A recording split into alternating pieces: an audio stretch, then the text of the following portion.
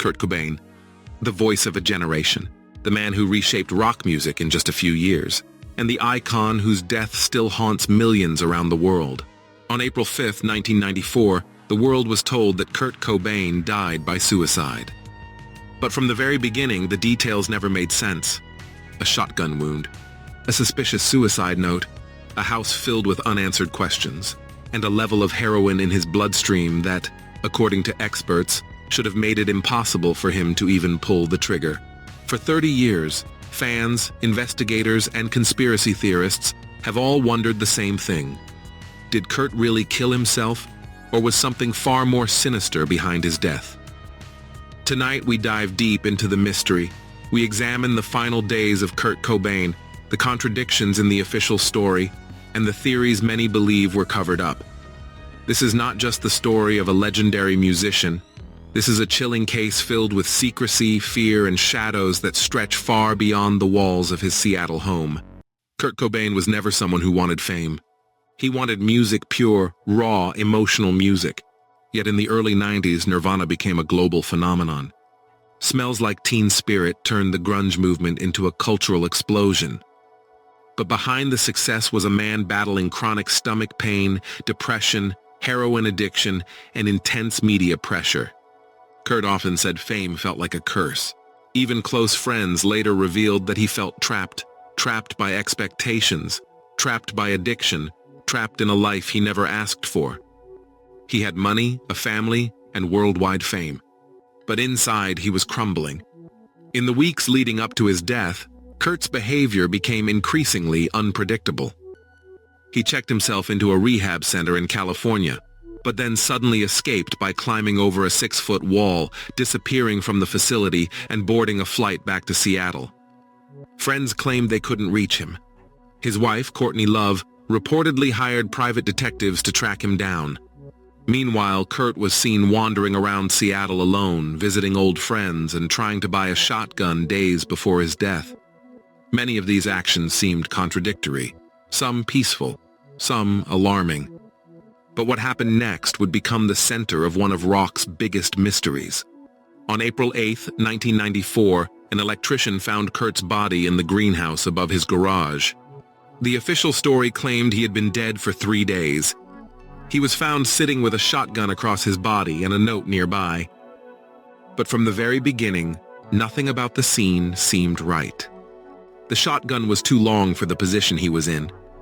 The note appeared to be a letter about quitting music, not about ending his life. And perhaps the most shocking detail, Kurt had injected himself with a massive amount of heroin, 3 times the lethal dose for a regular user. Experts later stated that with such an amount in his bloodstream, Kurt would have been unconscious within seconds. Pulling the trigger? The so-called suicide note is one of the most debated pieces of evidence in the case. The first part reads like a retirement letter, Kurt explaining his fading passion for performing live. But the last few lines suddenly shift tone, becoming extremely emotional, personal, and dramatically different in handwriting style. Many handwriting experts argue that the final portion was added later by someone else. The question is, who added it? And why? Courtney Love admitted she burned the original handwriting practice pages found in their house before police could examine them. She claimed it was too painful. But investigators found that odd. Why destroy possible evidence in such a controversial death? The amount of heroin in Kurt's body remains one of the biggest red flags. Toxicology reports showed 1.52 mg per liter of morphine. Heroin converts into morphine. Medical experts say that even a third of that would be enough to make a heavy user collapse. With the dose Kurt had, he would likely have been unconscious almost immediately, unable to move, let alone operate a shotgun. Even skeptics believe this single detail alone proves something far more complex happened inside that greenhouse. Seattle police closed Kurt's case as a suicide in less than a day. No fingerprints were found on the shotgun, on the pen used for the note, or on the box of shells. No crime scene photos were taken until later. The greenhouse wasn't treated as a potential crime scene. No interviews with neighbors were done. Many critics believe the police wanted a fast conclusion, one that fit neatly into the narrative of a troubled rock star's downfall. Years later, retired police officers admitted they should have reopened the case, but by then, evidence had been deteriorated, destroyed, or lost. One of the most controversial theories points to Courtney Love. Documentaries and investigators suggest she benefited financially from Kurt's death and had control of Nirvana's music rights afterward. They also highlight inconsistencies in her statements, her possible involvement in hiring private investigators, and reports of marital conflicts. While none of this proves she was connected to Kurt's death, it fuels the belief that the official story hides something darker. Tom Grant, the PI hired by Courtney herself, later turned against her.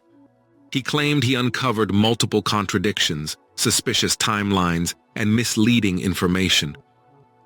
He believed Kurt Cobain was murdered, and Courtney Love was involved, or at the very least, knew more than she admitted. His recordings, notes, and interviews have become the backbone of the Cobain conspiracy. To this day, Grant insists the case should be reopened. 30 years have passed, yet Kurt Cobain's death remains a wound that never truly healed. Fans still analyze the note.